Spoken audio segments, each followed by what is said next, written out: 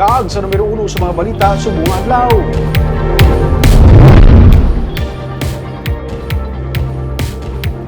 Real estate developer ginapamalabagan ang expansion sa reclamation project ang ginahingi usang Bredco sa Barangay 16 sa Bacolod City. May report sa Nico Dalvin. Sakop sa ginaplanong nga reclamation project sang Bredco ang kilid sang baybay nga kaiping lang sang Baywalk nga ginapanagian sang Almana Property and Development Corporation sa Barangay 16.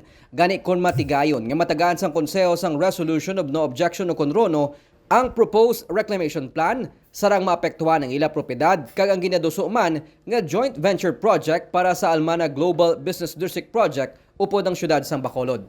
Ang RONO ang kinahanglan sa isa kumpanya antes makaprocess ang ila requirements. Gani si Richie Neil Corpus, President kag Executive Officer sang APDC, ang nagpadala sang sulat kay Vice Mayor Alcide Familiaran para ihinyo sa konseho ang pagdinay sang gina-request nga RONO sang Bredco. Ginpabutyag man sa pamunuan sang APDC nga sandig sa Comprehensive Revised Reclamation Agreement, hindi pwede ang Bredco makapatuman sang expansion kag ang pag-reclaim sang dugang nga foreshore land sang syudad. Pero suno kay City Legal Officer Attorney Romeo Carlos Ting Jr., nagligad pa nga administrasyon sang una nga natagaan sang RONO ang Bredco. Bal na nagatag sila unsolicited proposal, naka-issue na to RONO ang sagunian before ang previous administration. Na amo to kami sa DNR, clarify na sa subong way kami kabaton sa BAT between nga sila kung paano sa ka-apply na naka-issue na ang city sa Bredco sang RONO sa previous administration. Kung ang gina-applyan ni subong sang Bredco yung 25 hectares, amo niya ang pier na daan to rectify na findings sa PRA.